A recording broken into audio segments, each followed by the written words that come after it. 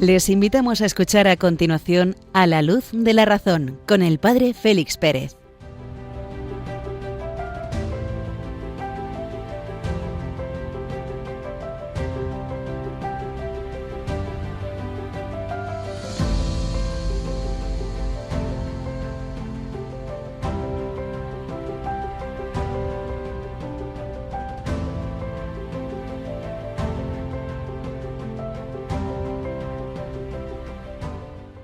Muy buenas noches, queridos amigos de Radio María. En la medianoche de este 20 de mayo de 2026 en la península y Baleares, Ceuta y Melilla, 1 hora menos en las Islas Canarias, las preciosas Islas Afortunadas que van a recibir la visita del Santo Padre. San Bernardino de Siena, predicador infatigable de las glorias de María, del nombre santísimo de Jesús. Desde este geoparque de las Villuercas, los Ibores y la Jara, en el corazón de la Extremadura rural, que como un joyel conserva la sagrada imagen de su excelsa patrona, la Reina de las Españas, la Virgen de Guadalupe, recibid un cordial saludo del padre Félix Pérez, que os acompaña durante esta hora de programa A la luz de la razón. Esta noche nos hemos desplazado hasta una pequeña parroquia, quizá la más insignificante de toda Extremadura, tiene tan solo 13 habitantes, Santa María de la Peña, en el municipio de Cabañas del Castillo, rodeado de unos paisajes impresionantes que la hacen merecedora de una visita relajante, de unos paseos en medio de la naturaleza y de una subida hasta el castillo del siglo XII. Cabañas del Castillo os espera y su preciosa imagen gótica de la Santísima Virgen de la Peña. Comenzamos. En 1980, el Papa San Juan Pablo II dirigía una carta al obispo y a los fieles de la diócesis de Massa Marítima en Italia, con ocasión del 6º centenario del nacimiento de San Bernardino de Siena. Acababa de ir a los Abruzzos, otra región italiana que conserva el cuerpo incorrupto del santo predicador. Escribía el Papa en aquel entonces. 1980 es el comienzo de su pontificado, con lo cual los documentos llevan como el cuño muy propio, muy suyo. En la presente circunstancia quisiera reanudar con vosotros el tema comenzado entonces, desarrollar la reflexión sobre el testimonio de fidelidad al Evangelio que San Bernardino nos ha dejado. Ante él tenemos un modelo acabado de hombre, de religioso, de apóstol, a quien también nuestro tiempo puede mirar para sacar orientación para las oportunas soluciones a tantos problemas que lo agobian. Ante todo, el hombre, de mente abierta a la fascinación de la verdad y del bien, vivamente sensible a las sugestiones de la belleza, Bernardino dio prueba de una singular riqueza de cualidades humanas, fundidas entre sí en un equilibrio tan perfecto que suscitaba la admiración concorde de los contemporáneos. Esta armoniosa personalidad, por lo demás, no fue sólo el fruto de un venturoso concurso de circunstancias casuales. Había una base, un compromiso ascético al que sostenía una clara visión antropológica. Notamos aquí claramente la pluma del Papa filósofo. Prosigue él. El hombre es imagen de Dios, proclama Bernardino guiado por la Sagrada Escritura.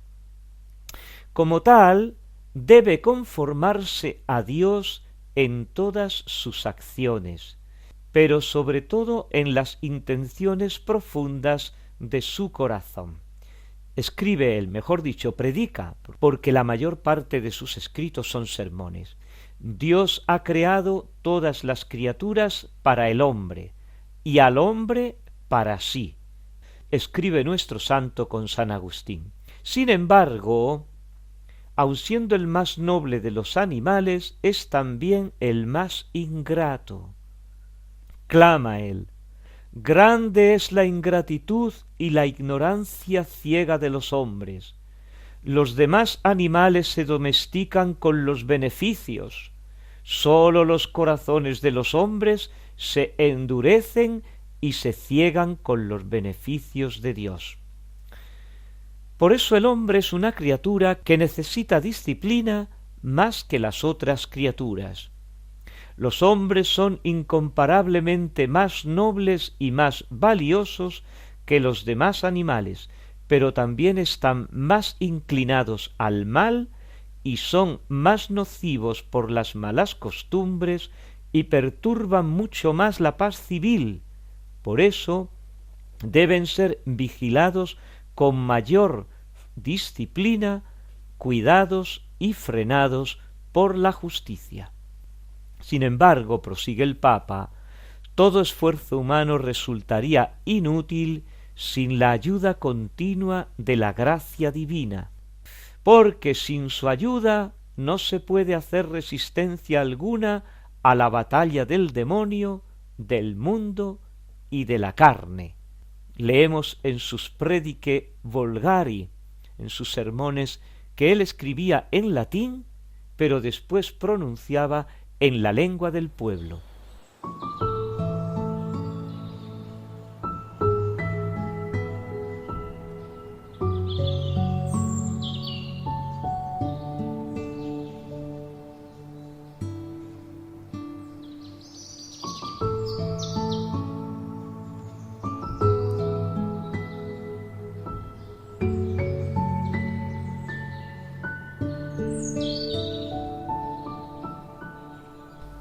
Para fortuna suya, el hombre no está solo en la lucha. Junto a él está Dios, que no se cansa de ofrecerle el apoyo de su mano salvadora, una mano que si a veces hiere, sin embargo siempre está movida por el amor.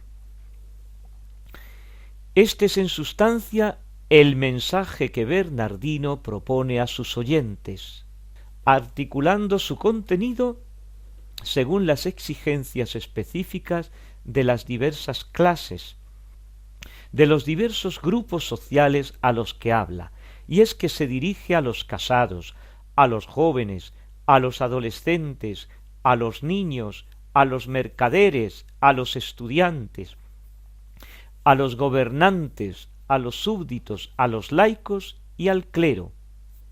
Había tomado sus pensamientos de la Sagrada Escritura, de los ejemplos de los santos, de los dichos de los poetas.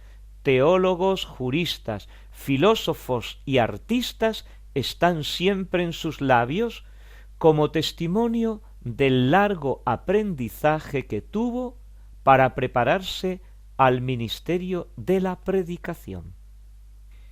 Prosigue el Papa. El nombre de Jesús fue la bandera, blandiendo la cual San Bernardino afrontó las situaciones más difíciles, saliendo triunfador de ellas. En este nombre obtuvo la pacificación de facciones rivales, mejoramiento de las costumbres, enardecimiento de la fe, el incremento de la práctica cristiana. Es el apóstol del nombre de Jesús.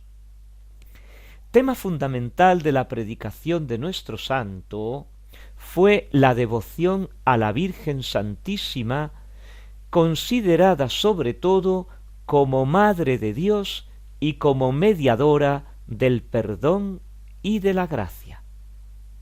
Y es que Bernardino saborea, medita y predica las páginas del Evangelio que hablan de la Virgen conmemora sus fiestas, comenta sus títulos, ilustra sus misterios. A todos pide con insistencia que recurran confiadamente a la materna intercesión de María, cuya palabra puede tanto sobre el corazón de Dios.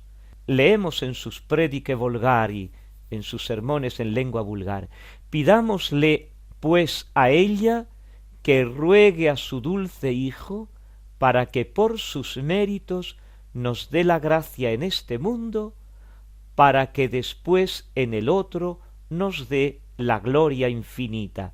Y termina el Papa esta carta preciosa, escrita el día 6 de septiembre, justo la fiesta de nuestra Virgen Santísima de Guadalupe, aquí en España. Me agrada poner esta exhortación al final del presente mensaje, ya que en la asidua invocación a la Virgen Santa y en la generosa imitación de sus virtudes está el secreto de esa profunda renovación de mentalidad y de vida que fue el ideal perseguido con celo infatigable por vuestro santo conciudadano, y es que contempla a la Virgen como el modelo perfecto de humanidad, integrando así plenamente la fe y la razón. Y para concluir, podemos extraer de las obras de San Bernardino este proceso en la distribución de las gracias divinas, haciendo a la Virgen medianera de todas las gracias. Las gracias divinas fluyen del Padre al Hijo, del Hijo a su Madre, y de ella a toda la Iglesia. No vacilo, pues, por ello, en decir que ha recibido jurisdicción sobre las gracias que se administran por sus manos. Y es que si María es Madre de la Iglesia, es el canal, es el cauce por el que nos llega la vida. A como al Hijo le ha llegado la vida humana a través de su Madre en su seno virginal, así a la Iglesia le llega la vida sobrenatural a través de su Madre, que quedó constituida como tal en el culmen de la redención, en la muerte de su Hijo. Y con esta egregia figura que une fe y razón, haciendo grande al hombre, la obra de Dios, cumbre del universo material, iniciamos nuestro programa de esta noche.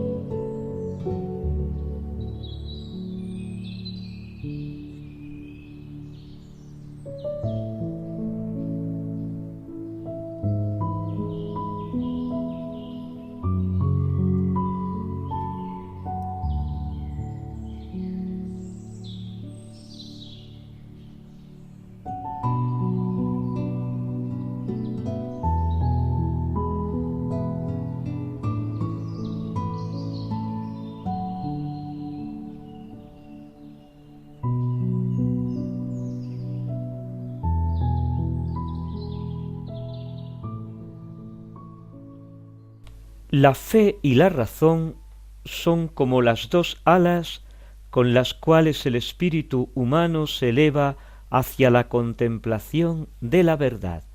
Así comenzaba el Papa San Juan Pablo II la encíclica Fides et Ratio sobre la fe y la razón en 1998. En el capítulo 4 que venimos analizando, el Papa da un repaso a las relaciones entre la fe y la razón a lo largo de la historia. Hemos terminado el número 40 y pasamos a leer y comentar el número 41.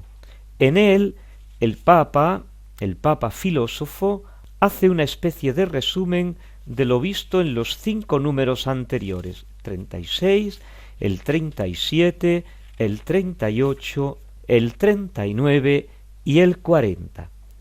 Escribe así el Papa: varias han sido, pues, las formas con que los padres de Oriente y de Occidente han entrado en contacto con las escuelas filosóficas. Esto no significa que hayan identificado el contenido de su mensaje con los sistemas a que hacían referencia. La pregunta de Tertuliano: ¿qué tienen en común Atenas y Jerusalén, la academia y la iglesia?, es claro indicio de la conciencia crítica con que los pensadores cristianos desde el principio afrontaron el problema de la relación entre la fe y la filosofía, considerándolo globalmente en sus aspectos positivos y en sus límites. No eran pensadores ingenuos, precisamente porque vivían con intensidad el contenido de la fe, sabían llegar a las formas más profundas de la especulación. Por consiguiente, es injusto y es reductivo limitar su obra a la sola transposición de las verdades de la fe en categorías filosóficas. Hicieron mucho más. En efecto, fueron capaces de sacar a la luz plenamente lo que todavía permanecía implícito y propedéutico en el pensamiento de los grandes filósofos antiguos. Estos, los filósofos antiguos, como ya he dicho, habían mostrado cómo la razón, liberada de las ataduras externas, podía salir del callejón ciego de los mitos para abrirse de forma más adecuada a la trascendencia. Así pues, una razón purificada y recta era capaz de llegar a los niveles más altos de la reflexión, dando un fundamento sólido a la percepción del ser, de lo trascendente y de lo absoluto. Y es que esta es precisamente la obra ingente de los griegos, la filosofía griega, la cuna de la cultura occidental europea, la cuna de nuestra filosofía.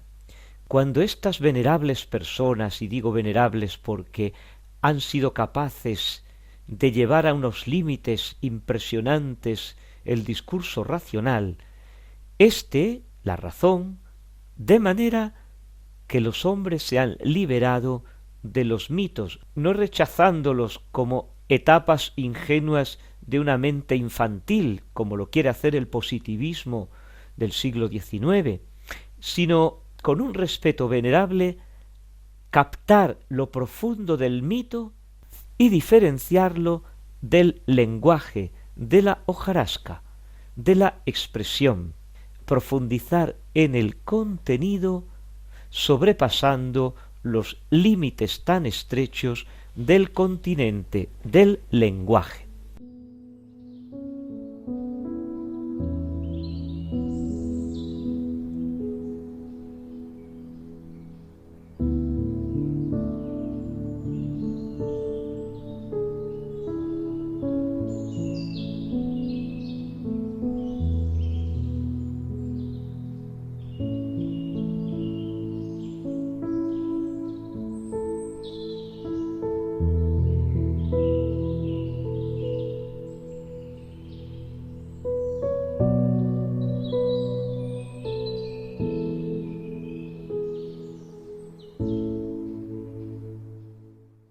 El Papa hace referencia en este número a un documento de la Congregación para la Educación Católica. Es una instrucción sobre el estudio de los padres de la Iglesia en la formación de los sacerdotes, como digo, publicado por la Congregación de Educación Católica el año 1989. cuando el documento analiza las relaciones entre la fe y la razón, en esa cuna del pensamiento cristiano que son los padres de la Iglesia, hace referencia a la luz que ofrece para comprender mejor según qué criterios la fe, teniendo en cuenta la filosofía y el saber de los pueblos, puede encontrarse con la razón.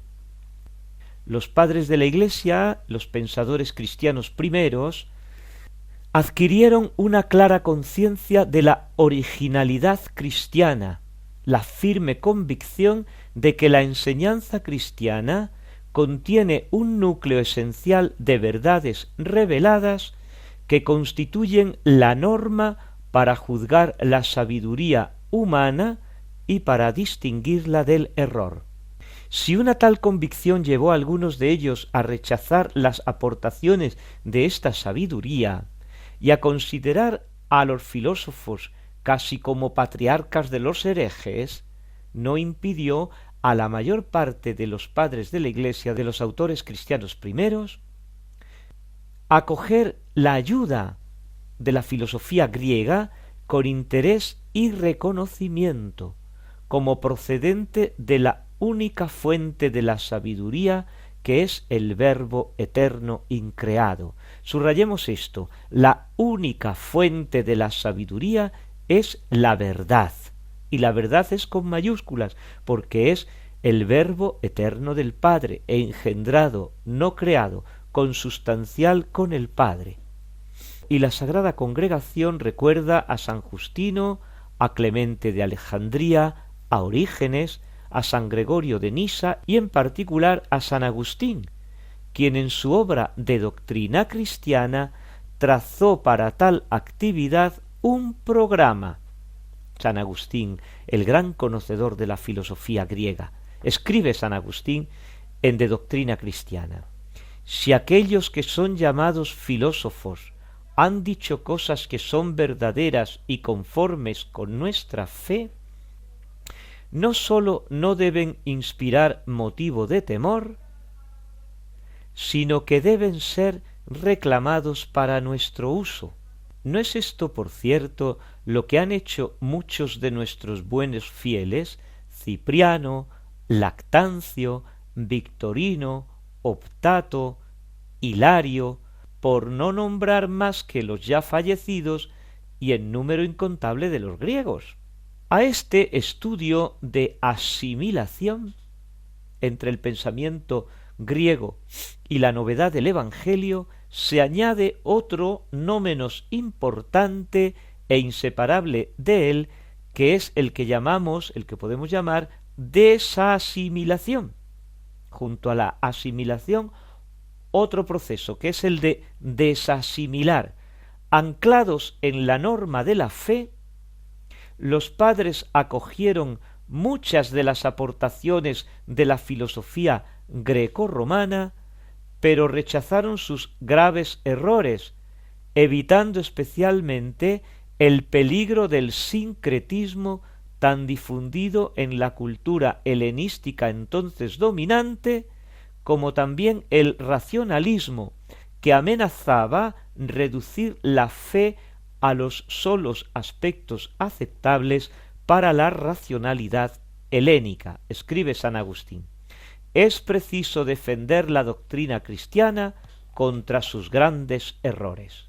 Y es que San Agustín, con la pluma de la razón, fue desbaratando uno por uno todos los errores que en su tiempo había él detectado. Gracias al prudente discernimiento de los valores y de los límites escondidos en las diversas formas de la cultura antigua, se abrieron nuevos caminos hacia la verdad y nuevas posibilidades de anuncio del Evangelio.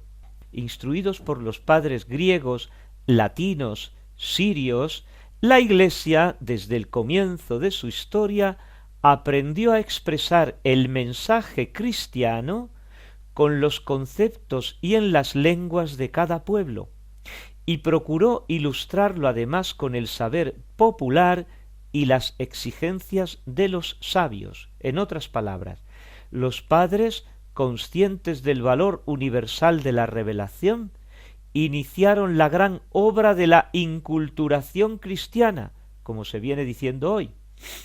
Han llegado a ser el ejemplo de un encuentro fecundo entre fe y cultura, entre razón y fe, permaneciendo como guías para la Iglesia de todos los tiempos, empeñada en anunciar el Evangelio a los hombres de culturas tan diversas y a trabajar en medio de ellos. Como se ve, gracias a tales actitudes de los padres, la Iglesia se da a conocer desde sus comienzos por naturaleza misionera, también al nivel del pensamiento y de la cultura.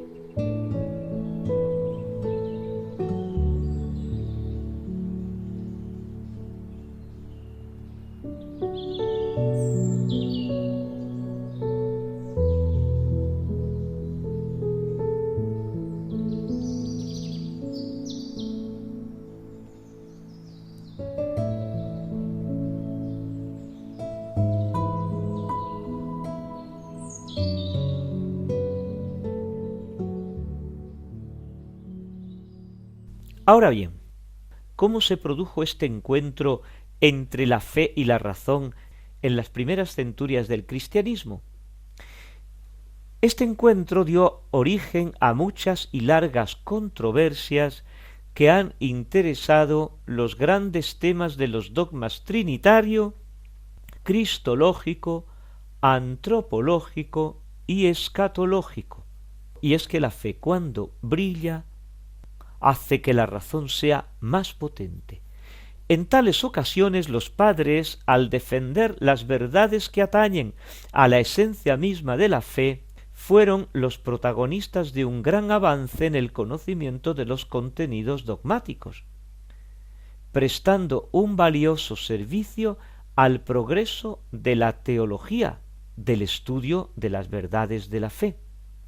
Como decía San Agustín ante el multiplicarse de los herejes, Dios ha permitido su difusión, el aumento, la multiplicación de los herejes, para que no nos nutriéramos de sólo leche y no permaneciéramos en el estado de la simple infancia, pues cuando muchas cuestiones que tocan a la fe son puestas con astuta inquietud por los herejes, para poder defenderlas contra ellos, son estudiadas más diligentemente, de modo que la cuestión propuesta por el adversario llegue a ser ocasión para aprender. Y así los padres llegaron a ser los iniciadores del método racional aplicado a la revelación, y fueron los promotores esclarecidos del intellectus fidei, de la inteligencia de la fe,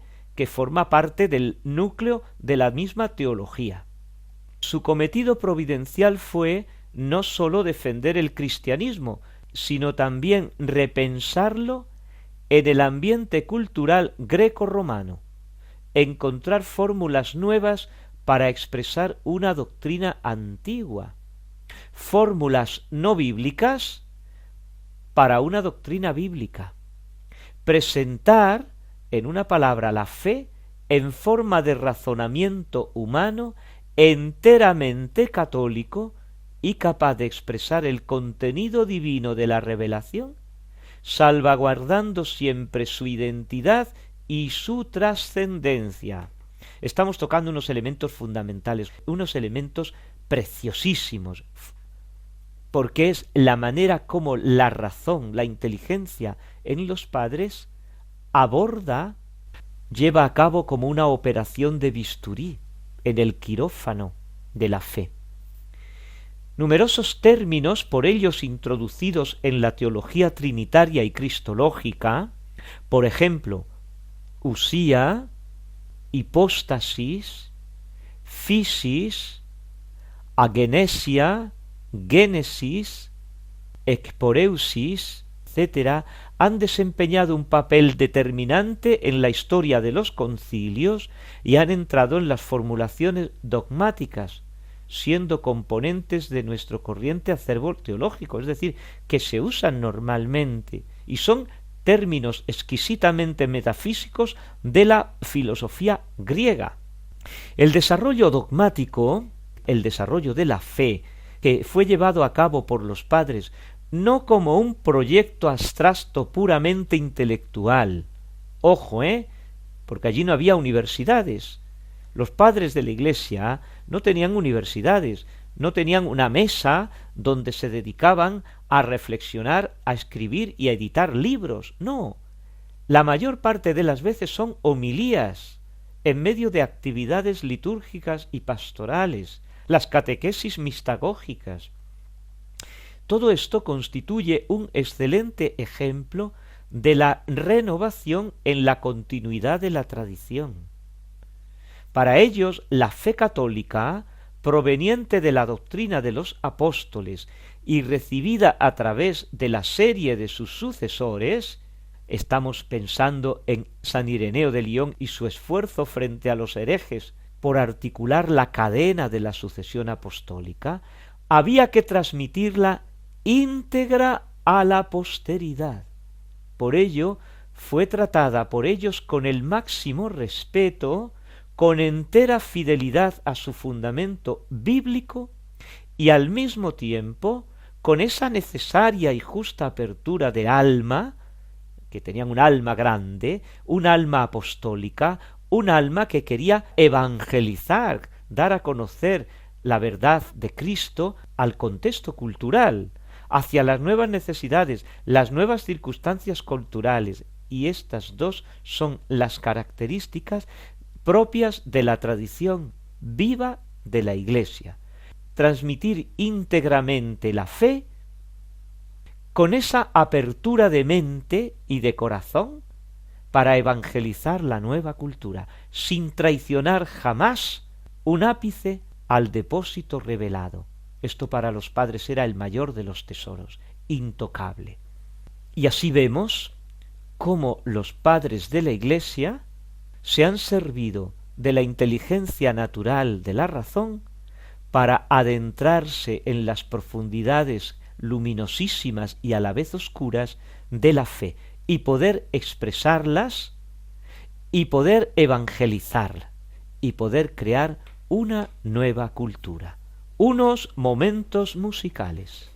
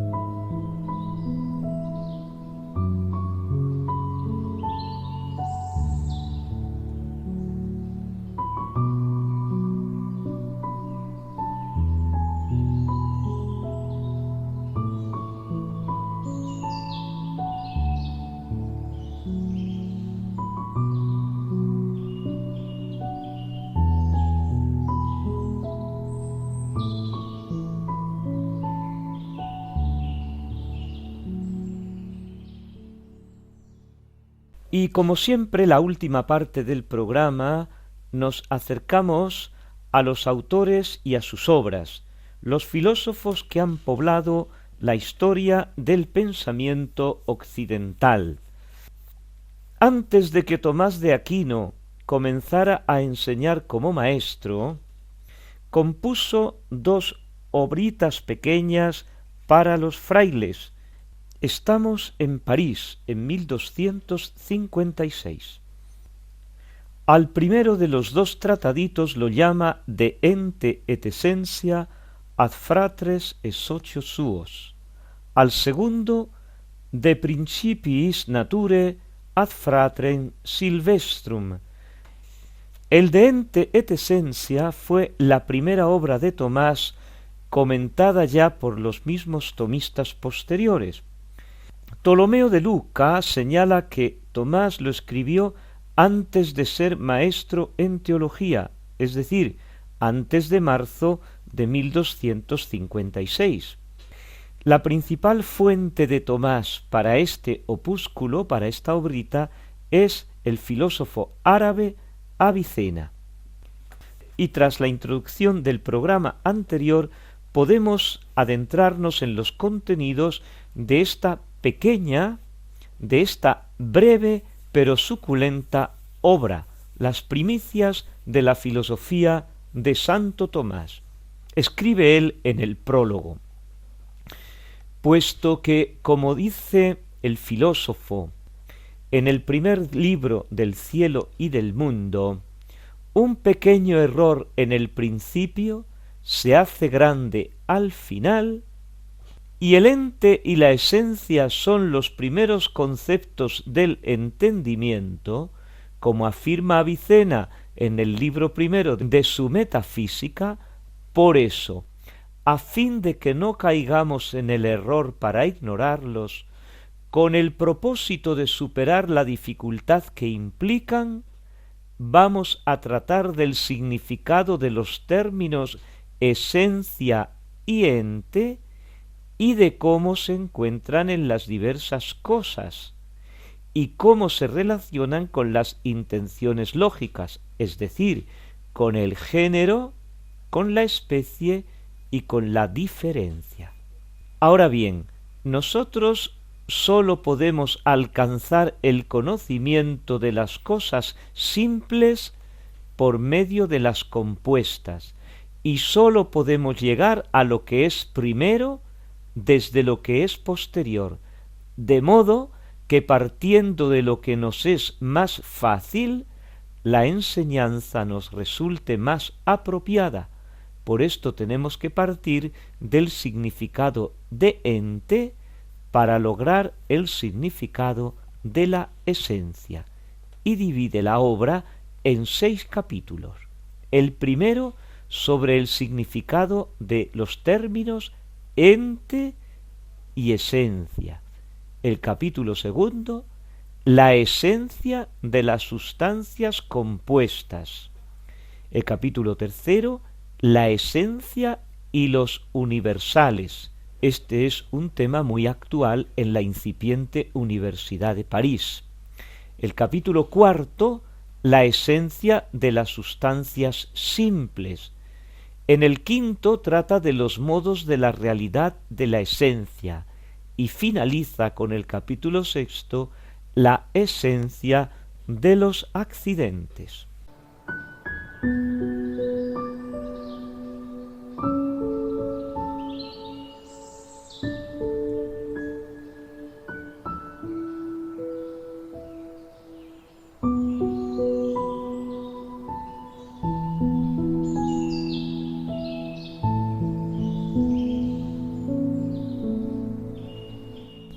El título más conocido de este tratado, el de ente et essentia, revela bien el objeto de que trata. Tomás lo califica de discurso, sermo, dice en la conclusión, de una reflexión filosófica sobre un tema decisivo en filosofía. En los procesos circulares, que son los de la naturaleza y los de la razón, todo parte de un principio y todo retorna a él. El ente es el principio y fundamento de la actividad de la inteligencia. De hecho, la inteligencia no tiene como objeto algo que no exista. Incluso los que llamamos entes de razón, nosotros los damos una existencia, entre comillas podemos decir, efímera. Por ejemplo, la Sirenita de Copenhague. Y todo retorna al ser, y todo retorna al ente. Todo saber se concentra en el ente, en su verdad, en su existencia y en sus propiedades. Y la nota distintiva del hombre es precisamente su inteligencia.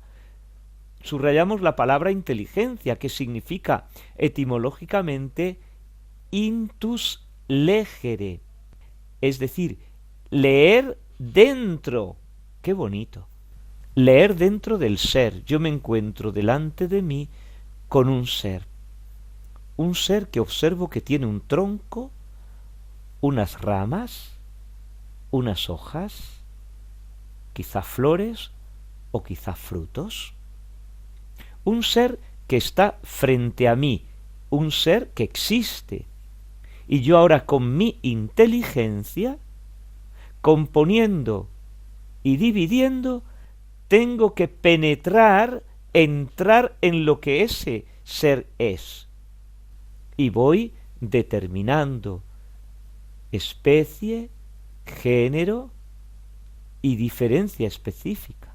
Es un árbol de hoja caduca que tiene estas cualidades, estas características, y termino mi discurso sobre este ser que tengo delante de mí diciendo roble, cerezo, manzano, moral, o un árbol característico de esta zona, de este geoparque, el loro.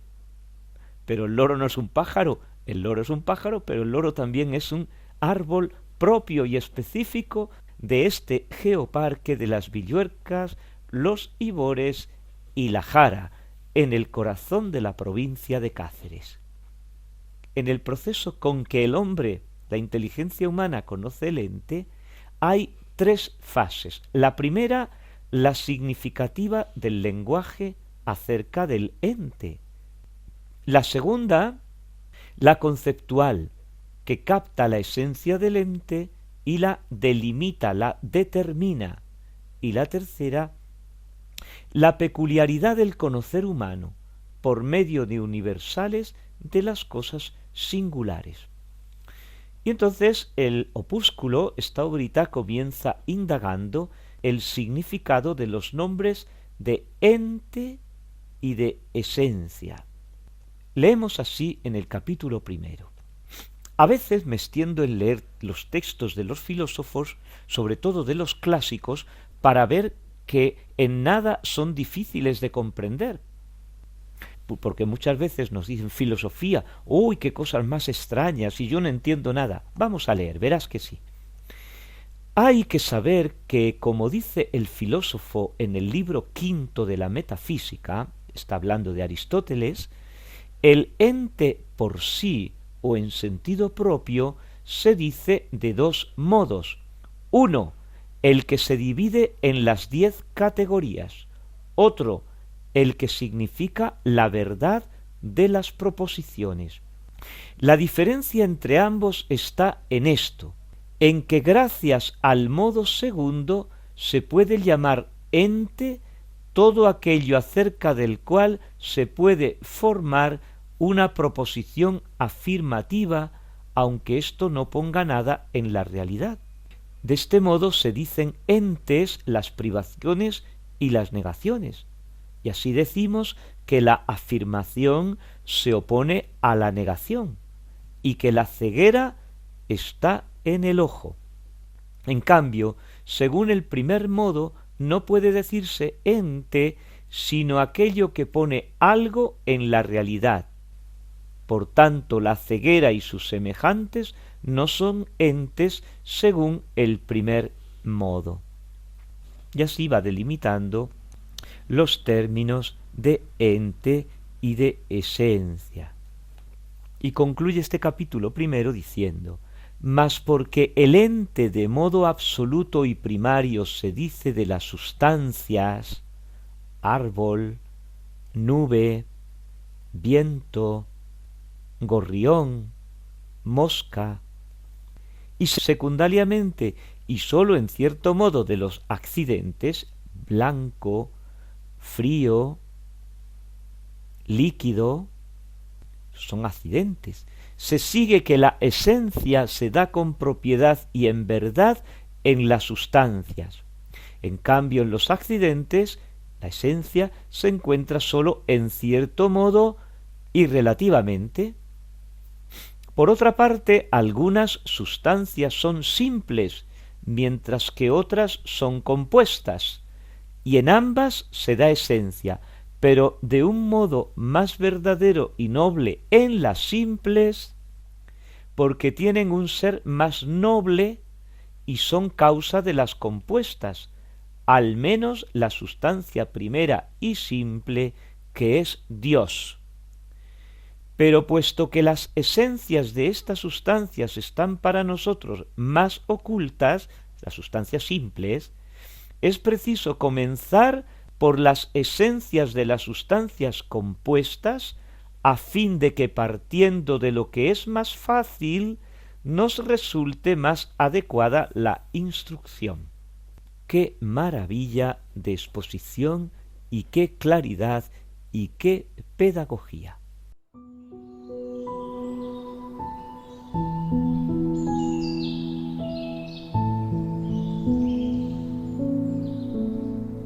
Y luego viene la parte más amplia del tratado, que es la que se ocupa de las esencias de los entes. La esencia se realiza de diversos modos. En el ente contingente finito tiene dos modos, la sustancia y los accidentes. Lo que tiene importancia para el filósofo son las sustancias, y entre ellas hay algunas compuestas de materia y forma, que son las más apropiadas al conocimiento humano, y entre ellas se encuentra el hombre mismo. Y hay otras sustancias simples en su esencia, como son el alma humana y las sustancias separadas que llamaban ellos las sustancias espirituales, los ángeles. Todas estas esencias compuestas y simples dicen orden al ser, al existir, al existente, que es acto. Vamos ya familiarizándonos un poco con los términos de la metafísica. Ser, acto. Y por ello tienen otra composición más profunda. Potencia y acto. Para concluir en que hay una sustancia simplicísima que es acto puro, es decir, que existe siempre y en todo, que no tiene límites en el existir, y ese es el ipsum esse subsistens, el ser subsistente en sí mismo, que en el capítulo 3, versículo 14 del libro del Éxodo se reveló a Moisés. Yo soy el que soy. El ipsum esse subsistens, el mismo ser subsistente en sí mismo. Y así, el resto de los capítulos recorre el itinerario ascendente hasta el ser absoluto que es Dios, y desde ese vértice vuelve en sentido inverso y desciende por la escala de los entes hasta la materia prima, fundando la multiplicidad en el seno de la unidad. Los conceptos centrales, fundamentales que van a aparecer en este subir y bajar son los de acto y potencia, que van a dar razón de los entes finitos. Sólo Dios es acto puro, el resto son compuestos de acto y de potencia. Y de todos estos compuestos de acto y de potencia, una grandísima parte son compuestos de materia y forma.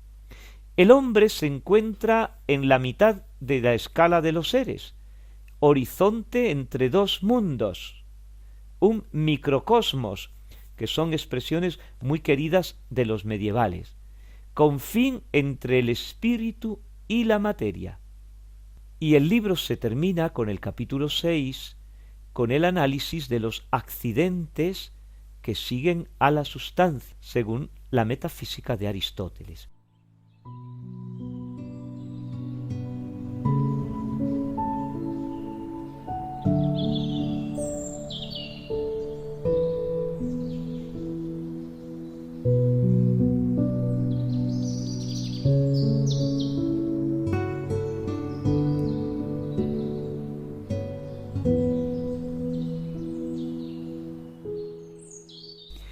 En los tres aspectos del análisis del ente y de la esencia, el lingüístico, el metafísico y el lógico, Santo Tomás tiene en cuenta las posiciones de la filosofía aristotélica, de los filósofos árabes y judíos y del misterioso Liber de Causis, y propone las propias intuiciones que unifican y van más allá de las fuentes. Tomás, en este sentido, no se contenta con ser un mero expositor de una tradición. Revela su genio filosófico, toma posición en puntos centrales de la filosofía, sostiene la composición hilemórfica, materia y forma, de todo ente por debajo de las sustancias separadas de los seres puramente espirituales, incluido el hombre.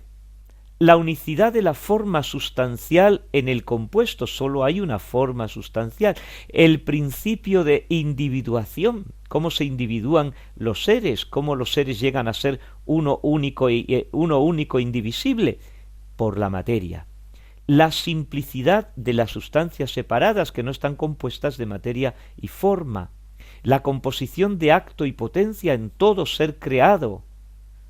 La simplicidad absoluta del acto puro que es Dios, la participación gradual y descendente de esa plenitud de ser, concepción genuinamente neoplatónica, la analogía del ser, la capacidad del lenguaje humano para expresar la riqueza de la realidad en la medida en que la va conociendo, y a la vez va anotando los errores de algunos filósofos, los desvíos de algunas filosofías, como por ejemplo el hilemorfismo universal presentado por Avicembrón, o la concepción de Averroes acerca de un entendimiento único y separado.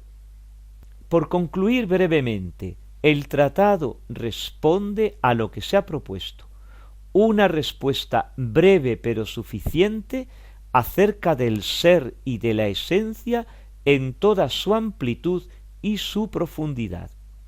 Y con este tratadito, los frailes de Saint-Jacques pueden comenzar a abordar cuestiones filosóficas, porque de esto se trataba, de una introducción, de una explicación de términos para poder adentrarnos en el edificio filosófico.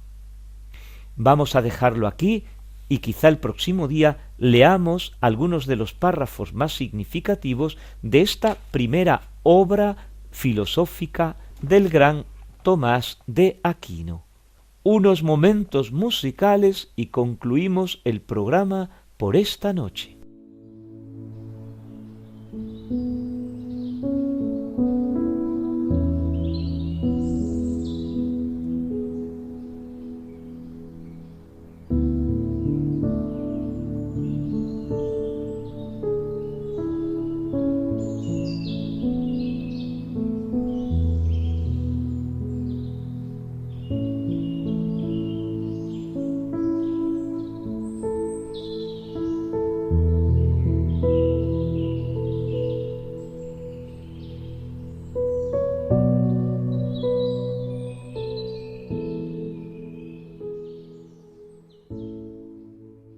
Nos estamos aproximando a la 1 de la madrugada en la península y Baleares, la medianoche en las Islas Canarias, y tenemos que ir concluyendo el programa de esta noche.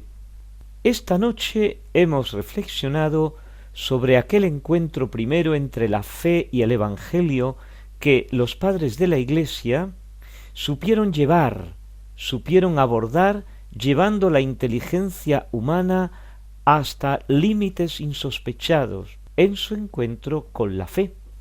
También hemos seguido profundizando en el valor del trabajo humano como aquella actividad adestra, exterior, transeúnte de la persona humana, para finalizar en el convento de Saint-Jacques en París en 1256, viendo cómo Santo Tomás de Aquino daba a la luz su primer tratadito de filosofía sobre el ente y la esencia, esa obra que a sus hermanos dominicos les pudiese servir como iniciación a la filosofía.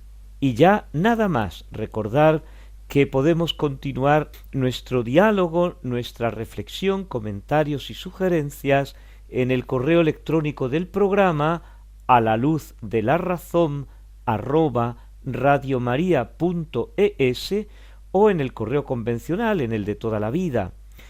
Radio María, programa A la Luz de la Razón, Paseo de Lanceros 2, planta primera, 28024 de Madrid. Pensar es el diálogo del alma consigo misma. Con esta frase de Platón, extraída de su diálogo El Teeteto, podemos concluir esta noche el programa.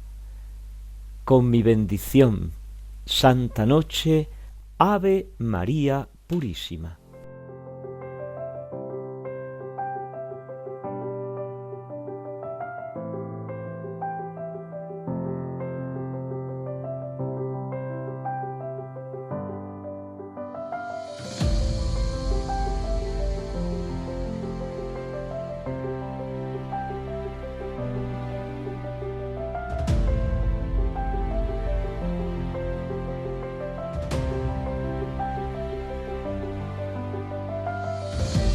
Han escuchado en Radio María A la Luz de la Razón con el Padre Félix Pérez.